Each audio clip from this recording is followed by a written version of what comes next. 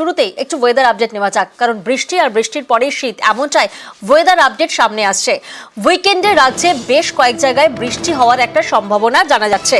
কোথায় কোথায় বৃষ্টি হবে, কবে বৃষ্টি হবে জানবো। প্রতিনিধি বিশ্বজিৎ এই মুহূর্তে আমাদের সঙ্গে রয়েছেন। বিশ্বজিৎ, আমরা দেখছি যে বাংলায় পারদ নামছে এবং বিভিন্ন জায়গায় একটা বৃষ্টির পূর্বাভাস রয়েছে।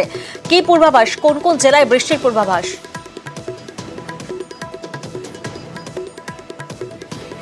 দেখো, আগামী 24 ঘন্টায় বৃষ্টির সম্ভাবনা পার্বত্য এলাকায় খুব হালকা বৃষ্টি এবং গ্রাউন্ড ফ্রস্টের একটা সম্ভাবনা রয়েছে দার্জিলিং এর উঁচু পার্বত্য এলাকায়।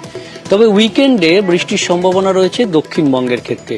উইকেন্ডে একেবারে শনি ও রবিবার এই দুদিন বৃষ্টির সম্ভাবনা থাকবে পূর্ব মেদিনীপুর এবং দক্ষিণ 24 পরগনা এবং উপকূল সংলগ্ন জেলাগুলিতে মেঘলা আকাশ, এবং এই মেঘলা আকাশের কারণে দিনের তাপমাত্রা কিছুটা নেমে যেতে পারে, কিন্তু রাতের তাপমাত্রা বাড়তে পারে।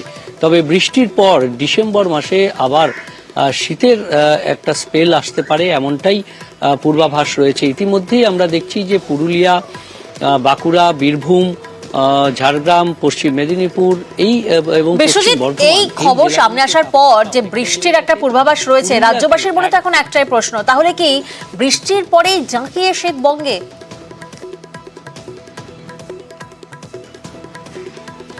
দেখো, এখনো জাঁকিয়ে শীতের সম্ভাবনা এখনো আবহাওয়া দপ্তর পরিষ্কার করে জানায়নি, কারণ এই নভেম্বর মাসে অন্তত জাঁকিয়ে শীতের কোনো সম্ভাবনা নেই। তবে নভেম্বর এবং ডিসেম্বরের মাঝামাঝিতে যে বৃষ্টি আছে, সেই বৃষ্টি যদিও খুব কম হালকা বৃষ্টি, শুধুমাত্র পূর্ব মেদিনীপুর ও দক্ষিণ 24 পরগনার ক্ষেত্রে এই হালকা বৃষ্টির খুব সামান্য সম্ভাবনা। তবে একটা মেঘলা আকাশ হবে, কারণ যে জলীয় বাষ্প বেশ কিছু ঢুকতে পারে এই উপকূল সংলগ্ন যে জেলাগুলিতে, তার ফলে যে আবহাওয়ার একটু পরিবর্তন হবে, অর্থাৎ যে শীতের স্পেল চলছে বা শীতের একটা আমেজ চলছে, পশ্চিমের জেলাগুলিতে শীতের স্পেল কার্যত পুরুলিয়াতে 11 ডিগ্রি সেলসিয়াসে নেমে গেছে পারদ, আর কলকাতাতে 17 ডিগ্রিতে নেমে গেছে পারদ। আর এই যে শীতের আমেজ ও শীতের স্পেল, সেটা কিছুটা ব্যাহত হতে পারে। তবে ডিসেম্বরে আবার একটা শীতের স্পেল আসছে, এমনটাই পূর্বাভাস। সেক্ষেত্রে জাঁকিয়ে শীতের একটা সম্ভাবনা তৈরি হতে পারে। একেবারেই বাংলার আবহাওয়া তো আগামী কয়েকদিন শুকনোই থাকবে, কোনো ওয়েদার নেই, তাপমাত্রারও কোনো বড়সড় পরিবর্তনের কোনো সম্ভাবনা নেই। আর সপ্তাহের শেষের দিকে হালকা মাঝারি বৃষ্টিপাত একটু সাউথের কিছু ডিস্ট্রিক্টে, সেটার কারণ হচ্ছে আমাদের বে অফ বেঙ্গলে একটা অ্যান্টিসাইক্লোন ফর্ম হওয়ার চান্স আছে। সেই অ্যান্টিসাইক্লোন থেকে আপনার ময়েশ্চার পাম্প হয়ে আমাদের স্টেটে যেতে পারে, এবং সেই কারণে দু এক জায়গাতে বিক্ষিপ্তভাবে হালকা এবং মাঝারি বৃষ্টিপাত হওয়ার সম্ভাবনা থাকতেও পারে শেষের দিকে কয়েকটা জেলায়। জেলায় জাঁকিয়ে বসছে শীত এবং বিভিন্ন জায়গায় পারদ নামছে, শীতের আমেজ বিভিন্ন জায়গা থেকে ধরা পড়ছে। একদিকে আমাদের প্রতিনিধি বিশ্বজিৎ যেমন আপডেট দিলেন যে বৃষ্টির পূর্বাভাস রয়েছে, তেমন অন্যদিকে পুরুলিয়ার ছবিটা এই মুহূর্তে আপনাদেরকে দেখাচ্ছি। পুরুলিয়া, সেখানে সর্বনিম্ন তাপমাত্রা 11.4 ডিগ্রি সেলসিয়াস, শীতের আমেজ পুরুলিয়ায়। অন্যদিকে যদি আমরা বাঁকুড়ার দিকে নজর রাখি, বাঁকুড়া, সেখানেও কিন্তু তাপমাত্রার পারদ ঘোরাফেরা করছে 15 ডিগ্রি সেলসিয়াসের আশেপাশে। দুই জেলা থেকে আমাদের দুই প্রতিনিধি এই মুহূর্তে রয়েছেন। পুরুলিয়া থেকে রয়েছেন ইন্দ্রজিৎ মণ্ডল এবং আমাদের সঙ্গে আরেক প্রতিনিধি প্রিয়ব্রত রয়েছেন বাঁকুড়া থেকে। প্রথমে একবার পুরুলিয়ার কি ছবি সেটা জানার চেষ্টা করি। ইন্দ্রজিৎ, পুরুলিয়াতে যখন একদিকে সর্বনিম্ন তাপমাত্রা 11.4 ডিগ্রি সেলসিয়াস, সকালের কি ছবি দেখতে পাচ্ছ? দেখো, সকালের ছবিটা ঠিক শীতের সকালের ছবিটা যেমন থাকে, শীত বস্ত্র পরে আমরা দেখতে পাচ্ছি রাস্তায় বেরিয়েছে, রাস্তার ধারে আগুন জ্বালিয়ে একটু হাত পা গরম করে নিচ্ছে, চায়ের দোকানে আড্ডা। ফলে স্বাভাবিকভাবে শীত পড়লে যেমন ছবি দেখা যায় ঠিক তেমনি দেখা যাচ্ছে। এবং গত কয়েকদিন ধরে আমরা লক্ষ্য করছি 11 ডিগ্রি কাছাকাছি তাপমাত্রা রয়েছে। যেমন আজ সর্বনিম্ন তাপমাত্রা 11.4 রয়েছে, গতকাল 11 ডিগ্রি ছিল।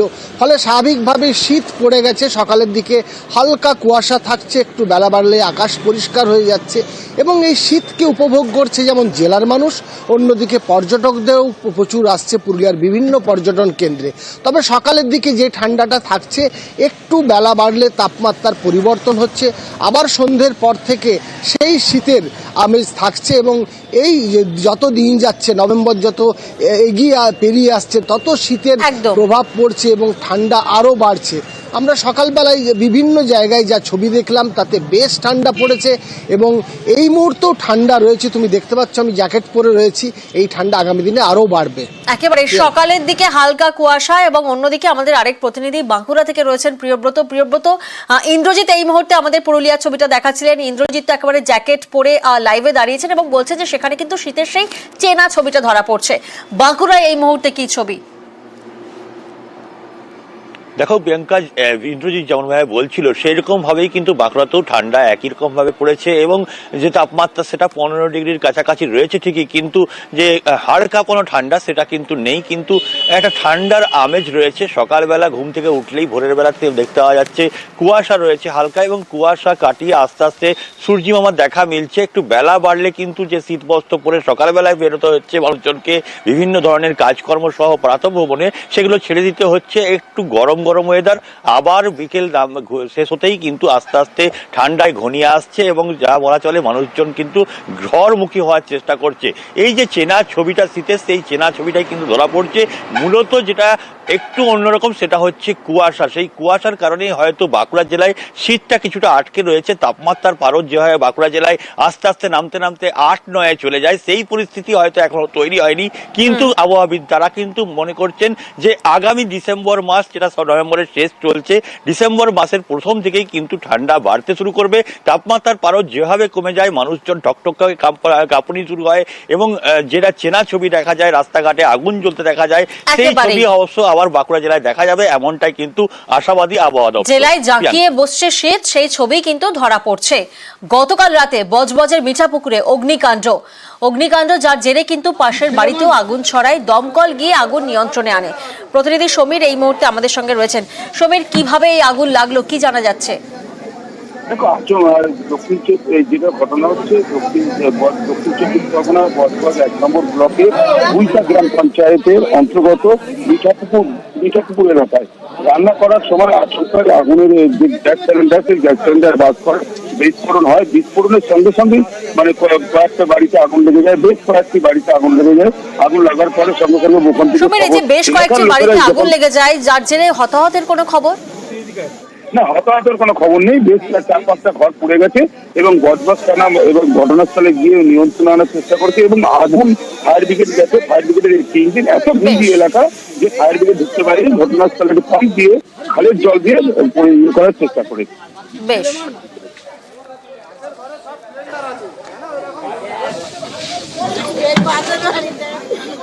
রান্না করতে গ্যাস পুর করে রান্না করতে গেল, আমার তো ঘরে কিছুই না, অনেক ক্ষতি হয়েছে। না ঘরে কেউ ছিল না। দলের শৃঙ্খলা রক্ষায় করা বার্তা তৃণমূল নেত্রীর। বিভিন্ন স্তরে শৃঙ্খলা রক্ষায় তৈরি হলো 3 কমিটি। সাংসদ, বিধায়ক ও নেতা কর্মীদের কাজে চলবে নজরদারি। তৃণমূলের জাতীয় কর্মসমিতির বৈঠকের সিদ্ধান্ত হয়। তৃণমূলের জাতীয় কর্মসমিতিতে 5 নতুন মুখ।